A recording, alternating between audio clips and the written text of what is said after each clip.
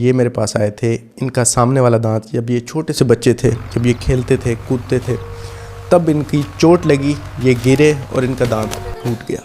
जड़ पड़ी हुई थी अंदर और दांत ऊपर से टूट गया। इन्होंने कोशिश की लगवाने की, लेकिन वो टूट गया फिर दोबारा से। तो जड़ पड़ी रही, ये बड़े हो गए। अब टाइम आ गया था शादी का। घर वालों ने कहा यार शादी करीब है। हाय रब्बा, अब कौन करेगा तेरे से शादी? दांत तो तेरा टूट गया। तो फिर ये मेरे पास आ गए। मेरे पास आए तो मैंने देखा नीचे जड़ पड़ी हुई है जो कि इन्फेक्टेड हुई पड़ी थी, सारी की सारी तकरीबन ख़त्म हुई हुई थी। तो हमने उसी टाइम उस जड़ को जो है ना निकाला। अब ये पहले इस तरह से इम्प्लांट प्लेस किया। जहाँ से जड़ निकाली थी ना, ये सामने वाला दांत था बिल्कुल। तो जहाँ से ये दांत निकाला था जड़, वहीं पे ही बिल्कुल इम्प्लांट हमने लगा दिया। बड़ा अच्छा विड्थ और लेंथ का, बड़ा रेगुलर साइज़ का।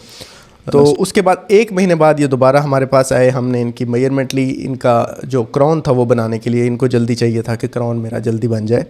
तो इसलिए 1 महीने बाद जब ये आए तो हमने ये इनका क्राउन बनवाया। अब ये देखें कितनी खूबसूरत है। इसमें अगर आप देखें तो ये होता है अबटमेंट जो सिक्रू हो जाता है इम्प्लांट के अंदर।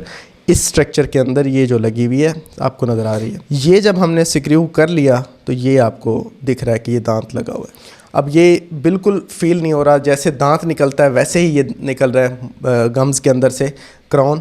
और ये बहुत ही ज़्यादा एस्थेटिक और बहुत ही ज़्यादा प्यारा। अब ये मैं एक्सरे भी दिखाता हूँ आपको और अंदर से व्यू भी दिखाता हूँ। ये देखें, ये इम्प्लांट लगा हुआ है और ये अबटमेंट के साथ ये क्राउन लगा हुआ है। और ये क्राउन इसी तरह से हमने सिक्रू किया है। ये सिक्रू वाली जगह है जहाँ से हमने सिक्रू किया। जब हम सिक्रू रिटेंड बनाते हैं तो यहाँ पे मार्जिन स्मूथ होता है। अब ये देखें, जैसे अबटमेंट है, जैसे क्राउन है, बड़ा स्मूथ फिट है। ये इसकी जो फिटिंग है, जो अटैच, जो उसके मार्जिन के साथ जो क्राउन की, वो बहुत अच्छी है, जिसकी वजह से बाद में पेरी इम्प्लांटाइटिस नहीं होता।